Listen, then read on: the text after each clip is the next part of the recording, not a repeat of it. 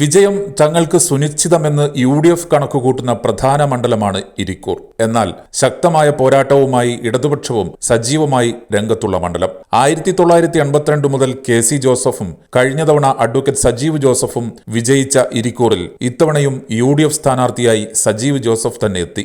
LDFിൽ കേരള കോൺഗ്രസ് എമ്മിലെ അഡ്വക്കേറ്റ് മാത്യു കുന്നപ്പള്ളി പ്രചാരണ രംഗത്ത് സജീവമായിരുന്നു. മണ്ഡലത്തിലെ ഓരോ കേന്ദ്രത്തിലും എത്തി പരമാവധി വോട്ടർമാരെ നേരിൽ കണ്ട് വോട്ട് അഭ്യർത്ഥിക്കാനാണ് സ്ഥാനാർത്ഥികൾ ശ്രദ്ധിച്ചത്.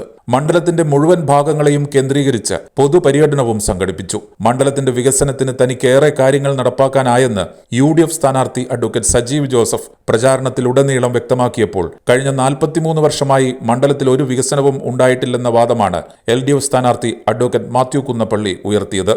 NDA സ്ഥാനാർത്ഥിയായി 2020-ലെ ശ്രീനാഥ് പത്മനാഭനാണ് രംഗത്തുള്ളത്. വൈകിയെത്തിയതെങ്കിലും പ്രചാരണ രംഗത്ത് സജീവമാകാൻ അദ്ദേഹത്തിനും കഴിഞ്ഞു. കോട്ട ഇളകില്ലെന്ന ആത്മവിശ്വാസത്തിൽ UDFും പിടിച്ചെടുക്കാനാകുമെന്ന പ്രതീക്ഷയിൽ LDFും രംഗത്തുള്ള ഇരിക്കൂറിൽ ഇത്തവണ ചിത്രം മാറുമോ എന്നതാണ് ഏവരും ഉറ്റുനോക്കുന്നത്.